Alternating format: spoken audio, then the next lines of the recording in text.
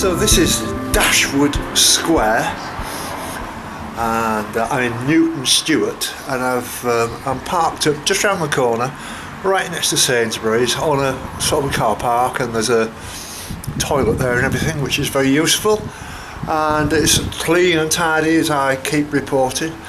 But it's only about 8:15 now, and when I arrived here, I came here this morning actually. I stayed again in Kirkcudbright last night because I knew it was a safe bet, because I know that I've got internet, which I put a film on actually. I didn't get finished until about 11 o'clock. I didn't get to bed till about 11:30 actually, and I slept through until about 6 this morning. I've got a stinking cold coming on, so it's not only my computers that are suffering with the dampness in the van, it's me now. I've been blowing my nose over and over. I got here at 7 o'clock this morning, and there was a bus at 7:05, but it would have been too early because the weather looks terrible this morning. It looks as if it's going to rain. Looking at the BBC forecast, it's confirmed that it will rain this afternoon, so I'm going to get the next possible bus, which is at 9:45, so that tells you the counter services. But here at Dashwood Square, there are 3 stances. There's a chap stood over about 100 yards away, and I went and asked him, decent sort of bloke. He says, "You're over here, mate, for the 9:45, the 500, it'll take you to Creetown." So I've had it absolutely confirmed. Yesterday was a disaster, and I got quite angry, if I'm to be honest, because I went to catch the 3:35. I arrived in Creetown at 3 o'clock, and there was a bus due at 3:35, and it didn't arrive. And so I rang the helpline kind of thing and had a real moan at the West Scotland bus service, because the information was probably 2 years old and 2 years out of date, and they were saying it's not our problem, we are the bus service, it's the council's problem, it's them that change they do something like they change all the timetables in all the different bus stops, which is not good enough for me, you know. And they say, "Oh, you should just use the internet." Well, what if I couldn't? What if I didn't have the internet to use? And so yes, I've taken that advice, and I've double checked and treble checked and every kind of possibility, because I could have been hanging around there until 6:30 had it not been for a couple who were in a nice sort of Ford Transit. It was an old camper van, but they were very nice people, and they could see me having an irate conversation with the bus company, and they just stopped and said, "Would you like a lift?" I can't remember the names. They're very nice people, and they dropped me off exactly where I wanted to be in Gates something, and wonderful people, and they were going to do the camping and stuff there. There's a campsite there. So I've got a cold. Hopefully by 9:45 it's going to be a bit warmer, and it's only about a 6-mile walk, 7-mile walk, so I'll be getting back into bed and getting tucked up and keeping myself warm. And this really is awful, this weather, you know. It's a long, when I say a long way, I wouldn't want to think, oh, well, I'm going back to Manchester, because it's probably just the same there. It would take a lot of messing around, and I'd have to take all the stuff out of my van. I'd be better just trying to see this out. As it happens, the weather forecast for tomorrow is much better, and from then on, but I think on Friday we've got a lot of rain. I'll be heading south, direct south out of here tomorrow, to a place called Whitthorne, which is about 17 miles. So I'm not going to do that in one go, so I'll cut that in half and do like 2 8-mile walks, but it will be worth doing. And then from there, once I turn the corner and start heading north again, I'm only going to be about maybe 15-20 miles from my destination, or my temporary destination, and that will be Stranraer.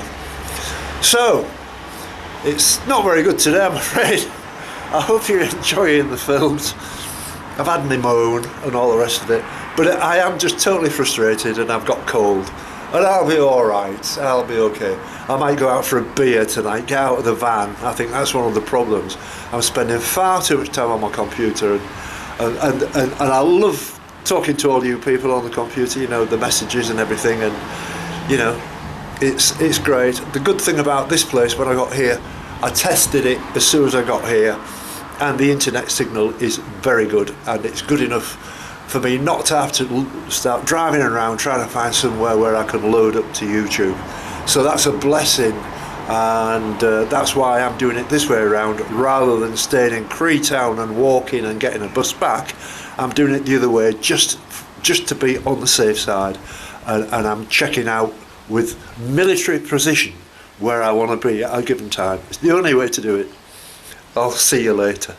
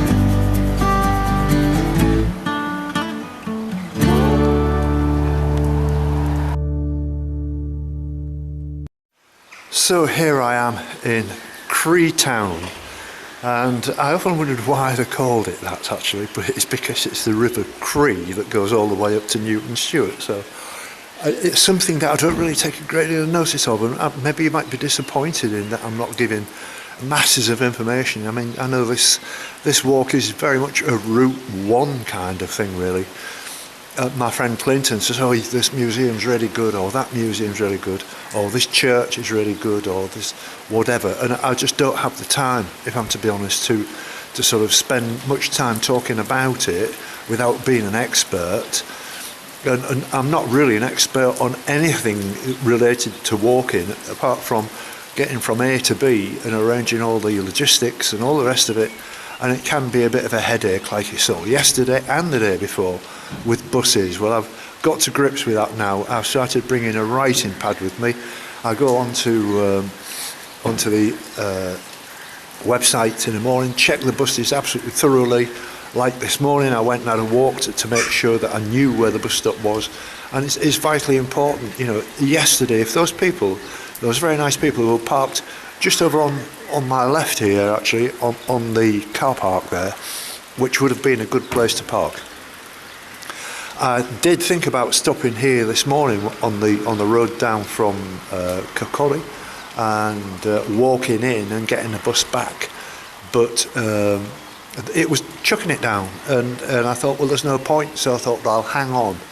But looking at the clouds now that are above this, I don't know what you call it, square, it looks as if it might be breaking up. So I think rather than just get soaked for the next 10 minutes, I'm just going to sort of hang on here and see if it dies down and these clouds lift. The weather forecast has just changed completely from what it was a couple of days ago, and I know it must be a very difficult job at this time of year and all the rest of it, and I've never known a May like this. I've said this many times before, but it must be very hard work for the weather forecast to get it like spot on. I've always followed the BBC, and Up to now, I would say they're sort of 90% accurate, but it has been a bit of a mess in this last few days, and it changes drastically from day to day. So you can't look at a longer term weather forecast of 10 days and expect it to be exactly like that for 10 days, because it can be changed by the day after or the day after that. So I don't get too excited about that. You've just got to take every day as it comes and plan every day as it comes. And the reason I'm walking today is, to be honest with you, I just don't fancy a day off. I just don't fancy sitting in my camper van where it's cold and it's damp and my computers are struggling because it's cold and it's damp, and I'd have to tick my engine over to keep warm. And so I'd be far better out here just taking my time. It's only about a 6 or 7 mile walk back, which is only 2 to 3 hours at the most. I know I spent a lot of time walking on that road yesterday on the A75, and there was loads and loads of heavy traffic with all these trucks going to Stranraer, going to Ireland, or coming back from Ireland, or Irish trucks coming, and there's nothing you can do about it. You've just got to go in with it. But I've noticed that they are making a path alongside now, and again, my mate Clinton said that's because you can walk along the beach, but it's quite dangerous and it's an option, but you've got rocks to climb and all the rest of it, and that depends on the tide times. So tying all that together can be a nightmare. So with a bit of luck, I should be back in Newton Stewart by maybe about, I don't know, 1 o'clock, something like that. I can edit this film and I can get it posted off early in the afternoon, instead of like last night, because I was late getting back with the bus situation. I was actually editing till 11:30, and I was tired and I didn't get the amount of sleep that I wanted, but I'm here today and I'm feeling fine. I've just got to keep blowing my nose. I'll see you later.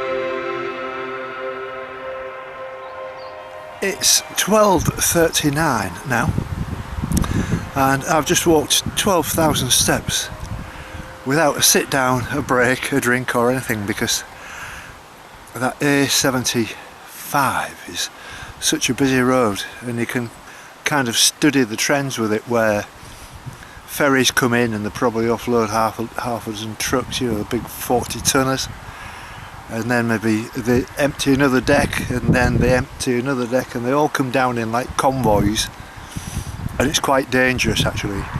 What I tend to do is, when they're heading towards me, I can see them in the distance, I get across to the other side of the road, because they're travelling that close together, they wouldn't see me in a hurry, and so I find that dangerous.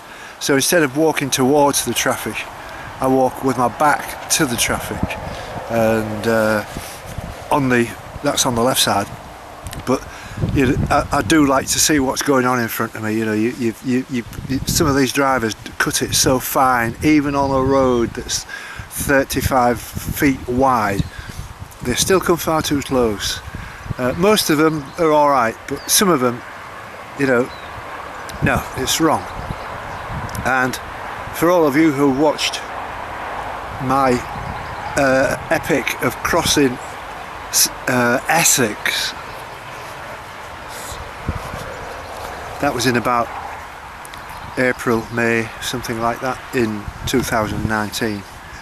This isn't the same as that, because they were like twisty bendy little B roads and minor A roads. I mean, this is like a, you know, this is a major trunk route. You know, it links England to Ireland, you know, via Stranraer, and there really is a lot of traffic on this road. It's quite surprised me.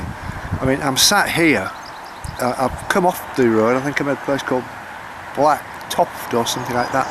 I found a seat actually outside a house, and you can hear the drone of the traffic, and these people must be able to hear that 24/7.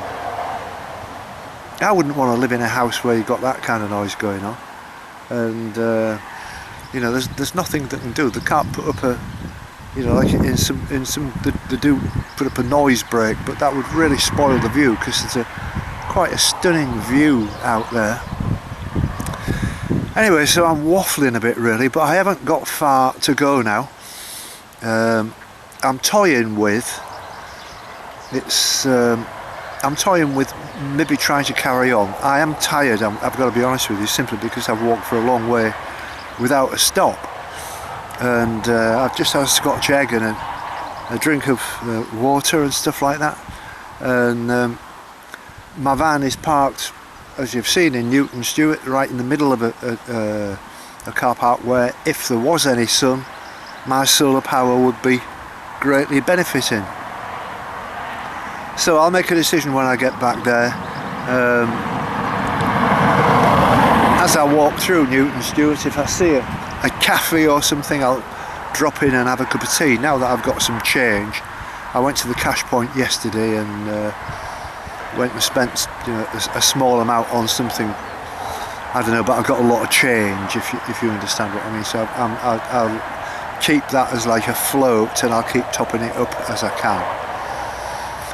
So I'll see you later.